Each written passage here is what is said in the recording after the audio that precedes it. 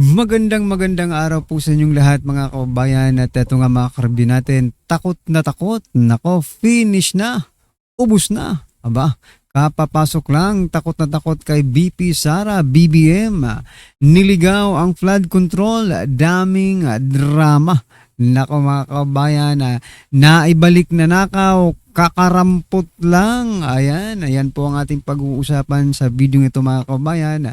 At bibigyan natin ng reaksyon, pero bago po ang lahat mga karabin natin, palike naman po ng video ito, malaking tulong po yan, maraming salamat po. At eto nga mga kababayan, simulan na po natin to, pasok. Arestado sa entrapment operation ng NBI Ito pa mga ka-reaction, bagong pakulo na naman ito mga Arestado. ka-reaction. Yung pa si sa umano'y human trafficking. Pero matapos mahuli, isiniwalat nito ang isa umanong honey trap plot na kinasasangkutan daw ng ilang politiko. Nako. Ang detalye sa agenda report ni Andrea Salve, nagulat siya ng live mula sa NBI sa Pasay. NBI na naman, Andrea, matibag. nakaka-curious naman yan. Ano naman Oo. yung honey trap operation? Honey trap. Na isang kilalang talent manager na umano'y nambubugaw ng kanyang sariling talents ang naaresto nga ng NBI National Capital Region. Pero kasunod nga ng kanyang pagkakasakote ay ang paglantad din niya sa isa umanong honey trap plot kung saan mga malalaking opisyal daw ng pamahalaan ang sangkot. Patay na.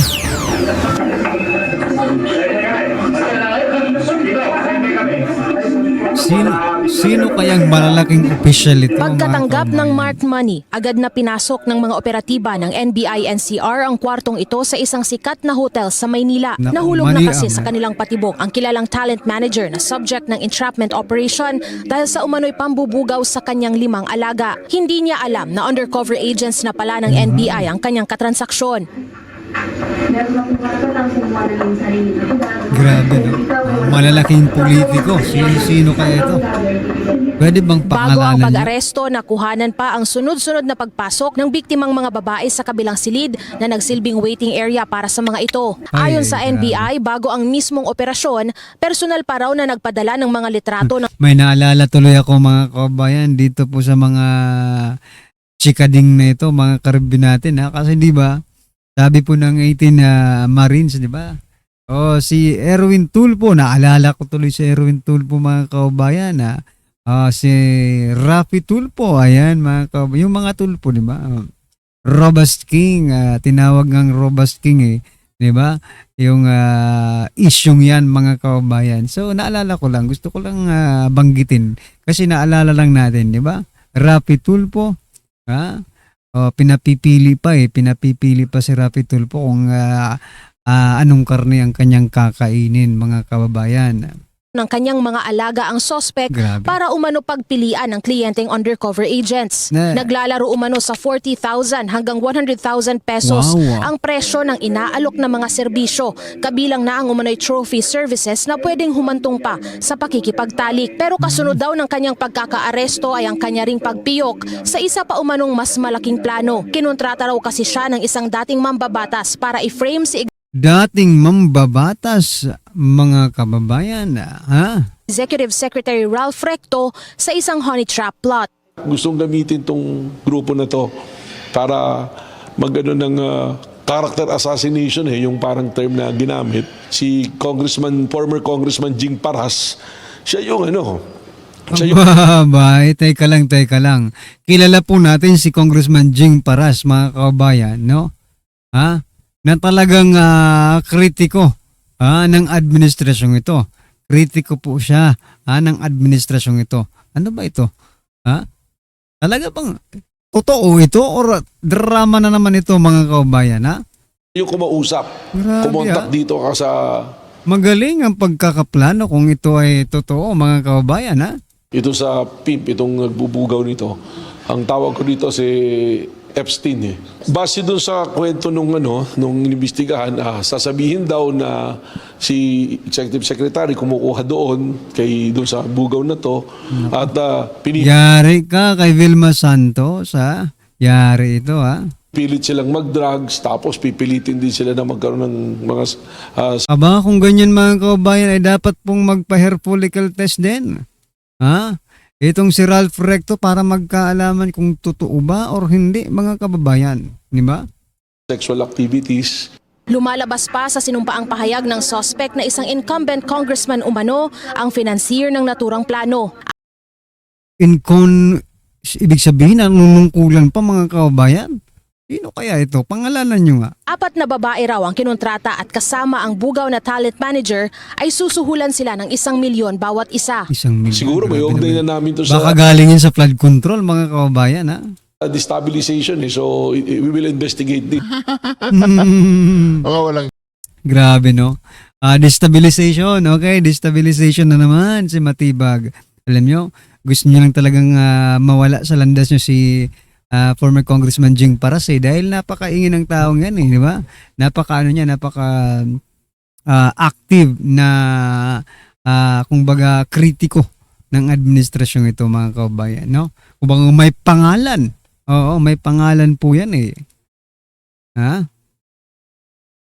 hiya kayo. Gagawa kayo ng teleserye. Pondo na according sa statement nitong mga to, ang magpopondo doon sa gastos dahil malaking amount yung ibibigay ay si Malaki. Congressman Jador Libiste. Nasa kustodiya na Paras at Liviste, ipapatawag ng NBI, ano na ito, mga kaubayan? Ha? Teka lang, parang hindi ka panipaniwala ito, ha? Kasi parang yung ginagawa nila dito ngayon, yung ginawa nila kay Congressman ay Senator Dante Marcoleta, gagawan talaga nila ng kaso to, mga kaubayan. Grabe ito, mga karubi natin, ha? Si Leandro Lebiste daw, kumuha ng pwede sabi yan, pero saka ni Jim, sabi Teka lang, ha? kasi po natin record para bagang illegal kung ilalabas po yan. Dapat Teka lang, loading. utang 8 milyon, mga o sikat at nauwi na umano ito sa personal na alitan. Nilinaw naman ni PNP Chief General Jose Melencio Nartates Jr.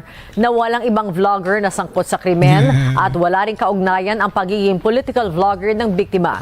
Pinaghahanap Political vlogger ba talaga ito, mga kababayan? Hindi ito political vlogger eh. Atakdog ito, mga kababayan. Wala naman itong sasasabi kung di puro pagmumura, mga kababayan. Noon, dati, masasabi natin political vlogger nung panahon ni former President Duterte, no? Kasi parang politika pa talaga ang topic niya, di ba? Parang politika pa talaga. Hindi pa siya umaatake sa no? Umaatake siya pero hindi ganito nagmumura, di ba? Ang tawag natin diyan, hindi po vlogger, kundi atakdog na po 'yan, mga kababayan, yung mga ganyang tao, no? Na humaharap sa camera at pinagmumura kung sino-sino, no? Nang wala namang basihan, naninira ng walang basihan, mga kababayan. Hindi po atakdog po. Gaya si Claire Castro, di ba? Parang ganun din eh. Si Claire Castro atakdog eh. Di ba? pa ng mga otoridad ang naturang mastermind at unam namang naaresto ang riding in tandem na bumaril. Nako. Ang hindi po talaga natin loob ng bahay. Garap. July 17. They have personal grudge or personal disagreement na nagsimula sa utang. As of now, that is the motive. But if we have other motive, the mastermind, siya lang makakapag.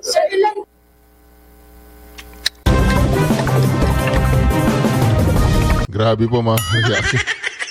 Senator Loren Legarda, umalma sa umano yung investigasyon. Naku po! Ito Eto ang na, pinakamalupit dyan mga kareaksyon. sumagot na. Sa mga Simula siyang maglingkod. Iginiit ni Senator Loren Legarda na mula nang magsimula siyang maglingkod sa bayan noong 1998, hindi siya kailanman lumihi sa integridad. Ang alegasyon anya ngayon laban sa kanya at sa kanyang anak ay hindi makatarungang pagtungin Correct. sa kanyang pangalan at tangal. Wala pa niya siyang natatanggap na anumang komunikasyon mula sa Office of the Ombudsman kaugnay ng mga Ang hirap nito, mga kababayan, kasi yung ombudsman, tas NBI, palaging isa ni Pwersa.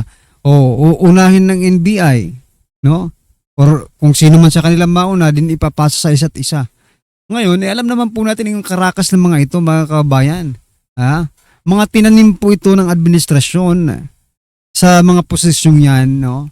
Para protektahan, ipagtanggol kung anumang pwede nilang gawin just to prevent, to stop something na tuturo mga kabayan sa administrasyon. Diba? Talaga, grabe na talaga ngayon ang Pilipinas. Mga kabayan, grabe na. Talagang baka matapos po yung termino ng ating presidente, no? Dadami po ang mga tulad ni Senator Marcoleta, Senator Jinggoy Estrada, no? Sa former Congressman Mike Defensor, na mga political prisoner, mga kababayan. Madadagdagan pa yan. Nandyan pa si Cayetano, nandyan pa si Senator Robin Padilla. At ngayon natin, ito naman si Senator Loren Legarda naman po, kanilang binibira, mga kababayan, no? Ito talaga, dito natin makikita kung gaano talaga katatag, no? Yung kanilang paninindigan dito, kasi yung si Escudero at si Villanueva, di ba? Kung matatandaan nyo, mga kababayan, hindi kinaya yung pressure, kaya bumaliktad, no? Ewan ko lang po itong si Senator Loren Legarda kung babaliktad din po ba ito. Panoorin po natin to. Mga alegasyong ito, ngunit buong katiyakan niyang sinasabi na ang mga ibinabalitang paratang ay lubos na hindi totoo at walaan niyang anumang Naku po! walaan niyang pondo ng bayan na sangkot at handa silang ilahad ang katotohanan. Nanawagan siya sa publiko na maging mapanuri lalo na sa alang-alang ang panahon at konteksto ng paglabas sa mga alegasyong ito. Buuan niya ang kanilang paniniwala na kapag nailahad na ang buong katotohanan, mapapawalang sala sila at malilinis ang kanilang mga pangalan. Una nang sinabi ng Office of the Ombudsman. Sabi nga niya, sabi ni Senator Cayetano, handa na sila na makulong, mga kababayan. Ibig sabihin, ano, whatever it takes, mga kababayan, hindi talaga sila babaliktad dito. Na isasalang sa preliminary investigation sina Batangas Congressman Leandro Davide Grabe. at ina na si Senator Loren Legarda kaugnay ng umano'y maanumalyang solar contracts.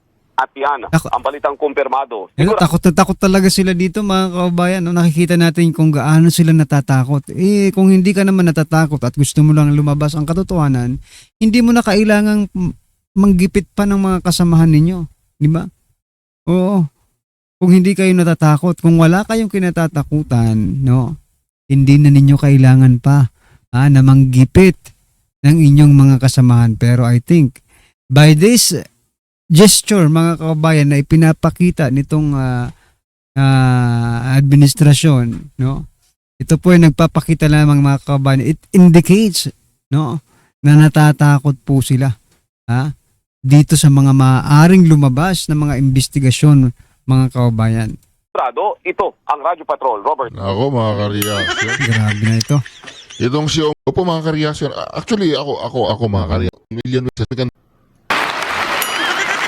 Ako din na. Talagang si takot na nagpapalak. Ano kayo dada? Water. Nagkatuloy. Of course, we're assessing and etc. Yung kayabangan ni Bongbong, ito, hindi pwede kay Rodrigo Roa Duterte to, Nagkatumilad. Hindi, naging mabait sila, lahat. Correct. Si Manny, With respect to appear, which is a 2001 law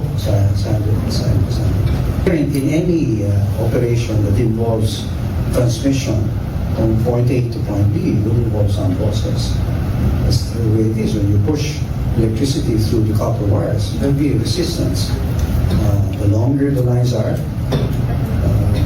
the more the losses will be.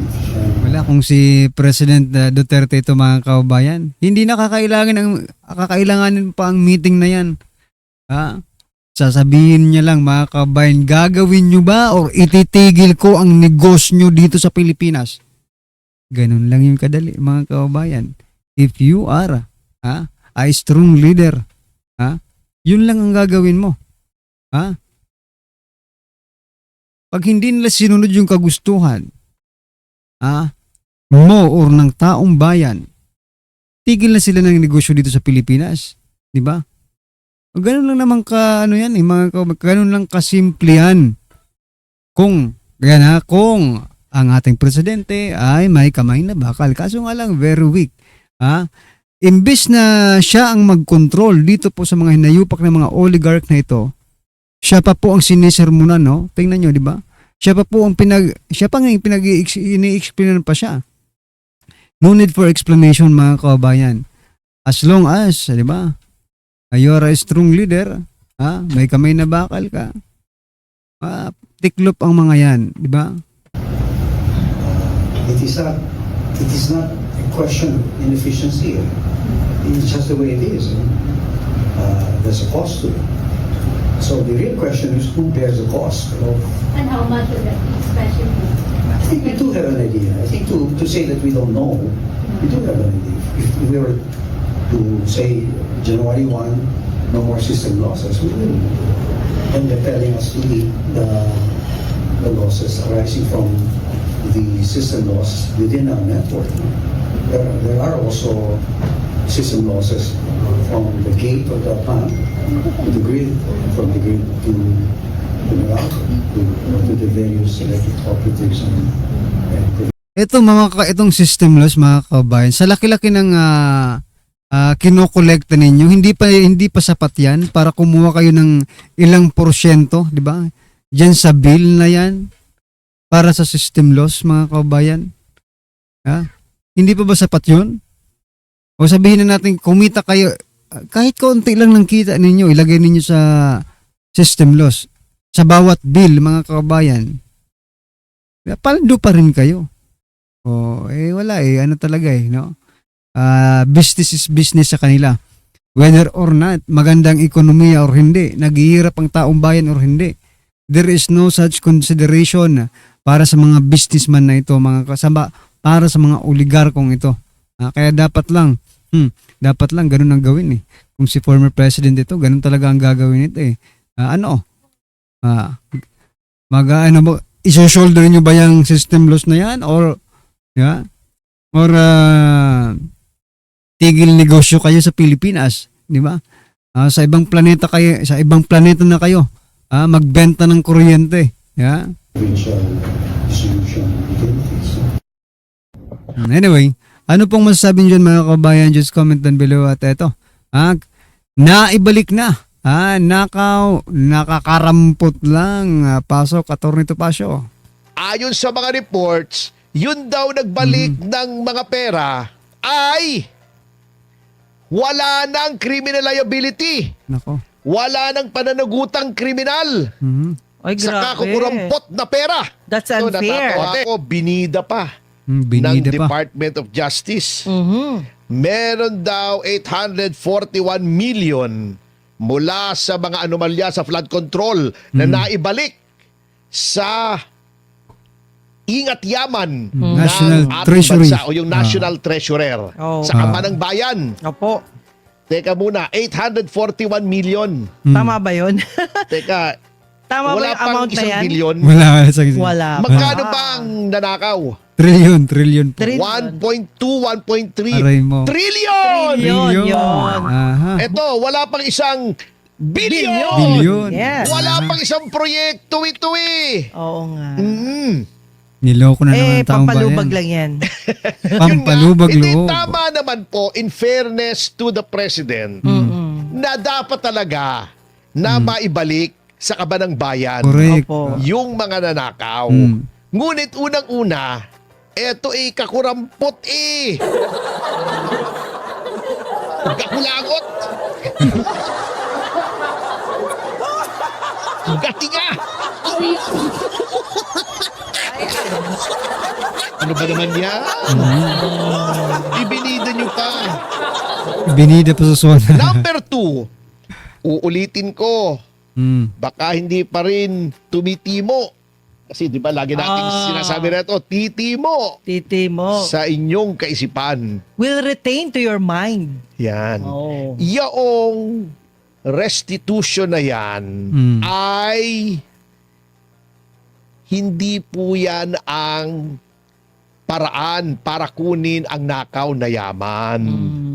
Kasi ayon sa mga reports, yun daw nagbalik ng mga pera ay wala nang criminal liability. Patay. Wala nang pananagutang kriminal. Ibig sabihin ba mga kababayan, pwede na naman silang magnakaw. Di ba? Absuelto na eh. Di ba? Absuelto na. O pwede na naman kayo magnakaw, manghinayo pa kayo. Ay, Sa grabe. kakukurampot na pera. That's unfair. Ote. Yeah. Mm. Ote ha. Ote. Po. Ote. Ote. Unfair yan, attorney. Unfair. Sabi ng mga netizen. Ito ang mga nagbalik Opo. ng pera daw. Henry Alcantara. Nako. Tingnan mo Kasamahan kung nila yun. magkano. Magkano sa kanila? 181,379,500. Putik, pang kasino lang nila yan. Pang kasino. Sally Santos. Sally Santos, 20 million. Gerard Opilencia. 140 million and 2,000. Ba't may 2,000 pa? Hindi, ano yan? Pamasahe. Sukli. May 2,000. May 2,000. Yung tip. Pinahabol. At Roberto Bernardo. 500 million pesos. Ang ginawa mo na 450 million muna plus 50 million. So, two gives. 2 gives Two yan. gives. Oh, may plus kasi. Bombay eh. Yan ay ang naibalik sa bilyon-bilyon na nawala sa ating pamahalaan. Yun. At number 2, yan po ay pag-amin na nagnakaw sila. Okay, what is wrong with the picture? Oh. Okay, unang-una, hindi ba against public policy na kapag nanakaw ka at nahuli ka, ibalik mo na lang yung pera? Assuming ito na ang lahat ng ninakaw nila. Kasi may 2,000 eh. Natatawa talaga ako. Etong isa ka, may butal eh. 181,379,500. Grabe na. Tapos may 500 pa. 500! Grabe, no? Ano ba yan? Parang bill sa restaurant, ano? Hindi sir, panggasolina yung sobra. Pang gasolina. Grabe yung tawa Ayan. niya. Oh. Okay. Tama ba? Alimbawa ako na. Para ako na lang example. Baka may umalman na naman dyang mga sige. balat sibuyas eh. Ako, nagnakaw ako sa pamahalaan ng 1 milyon. Hoy! Huli ka! Nagnanakaw ka ng 1 milyon. Ay, sige boss. Eto na. 1 milyon. Sorry ha. Sorry. Okay, absuelto ka na. Okay. Ganun lang. Eh, grabe naman. Parang parang ang gustong sabihin dito ni Atty. Topacio, parang kinukonsinti pa. Di ba? Kinukonsinti pa mga kabayan. Kasi, biruin mo, for example, magnanakaw ng trillion. Magbalik ng billion. Magnakaw ng bilyon, magbabalik ng milyon. Magnakaw ng milyon, magbabalik ng 1,000. Di ba? Ibig sabihin mga kabayan, meron at meron silang nakukuha. Tapos, absuelto pa. Di ba pag konsinti ito sa kanilang mga ginagawa, mga kabayan? Ganon na lang po ba yun mga kaharbi natin? Kinukonsinti ng gobyernong ito ang tinutolerate po nila by doing this action. Paano kung di ako nahuli? Oh, absuelto. Kawawa tayo. Etong mga ganong style, ine-encourage mo na magnakaw Yun. sa gobyerno. Correct. Bakit? Oo. Baka makalusot eh. Oh. Di ilusot na. Di ba? Number 2, saan nila hinugot yung dapat ibalik ng mga ito para sila ay gawing state witness at hindi na ipakulong? Ito lang ba ang lahat ng ninakaw? Correct. Hindi po, trillion nga yun Marami eh. nga. Kaya nga, hindi natin alam. Maaring ito. Maaring hindi.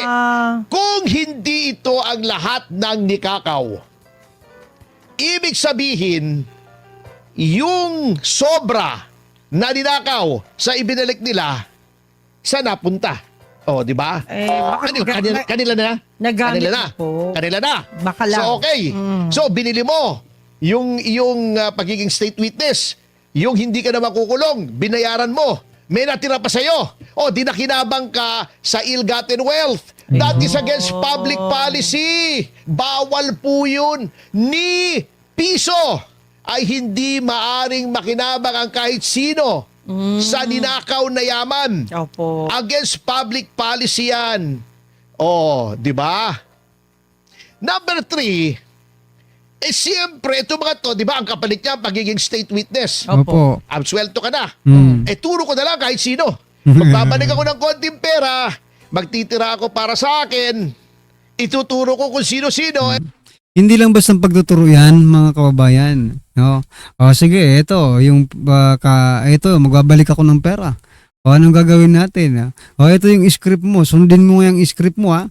Pag hindi mo yan nasunod, talagang yari ka.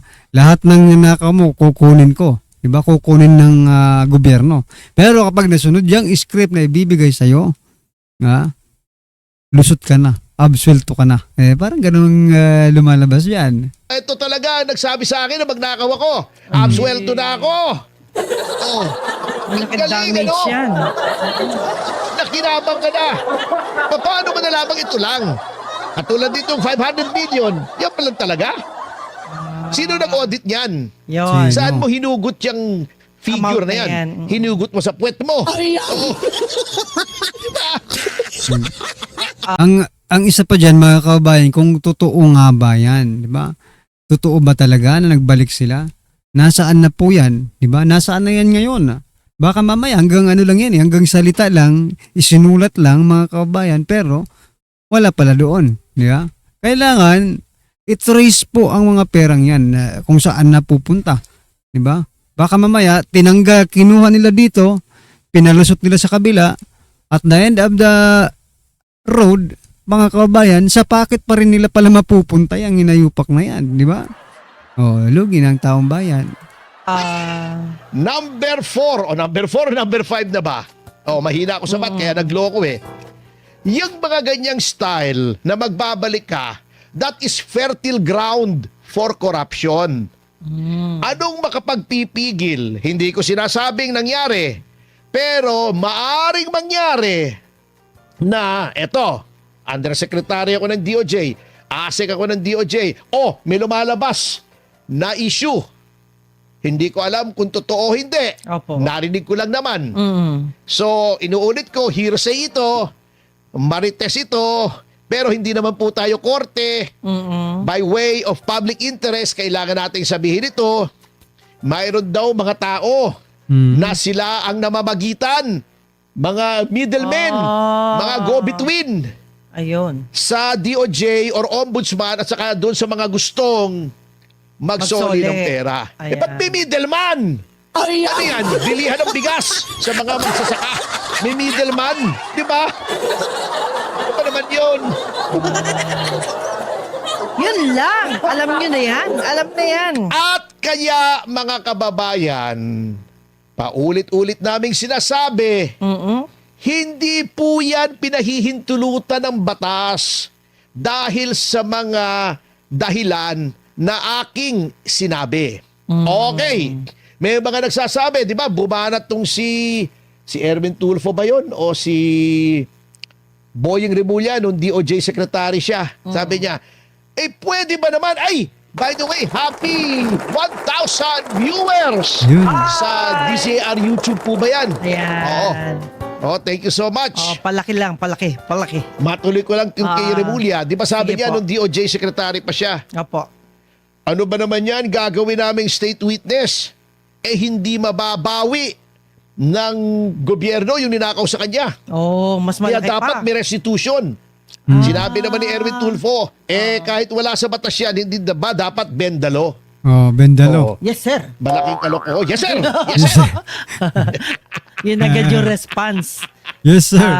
Alam niyo po, hindi nila pinapaalam sa inyo kasi mabubuking na mali sila. Mayroon pong mekanismo ang batas upang bawiin ang ipinagbabawal na yaman o yung ill-gotten wealth o yung unexplained wealth. Opo. At yan po ay sa pamamagitan ng forfeiture proceedings. Ano po yung forfeiture? Ito po, explain natin. At ito po talaga ang ginagamit. Okay. Ang Solicitor General ay magpa-file ng forfeiture proceedings sa hukuman. Okay. ito ay civil in nature. Ibig sabihin, ang kailangan lamang pong mapatunayan ay preponderance of evidence, hindi proof beyond reasonable doubt. Mababa lamang ang threshold ng ebidensya na kailangan. Okay. Doon po sa korte, ibibigay ng Solgen ang lahat ng ebidensya na ang isang tao na may kinalaman o nasangkot sa pagnanakaw sa gobyerno ay may ill-gotten wealth. Nako. Halimbawa, mga titulo. Yan. Mga sasakyan. Anyway, ano po ang inyong masasabi dyan mga kababayan? Just comment down below at syempre huwag mong kalimutang i-like ang video ito. Maraming salamat po.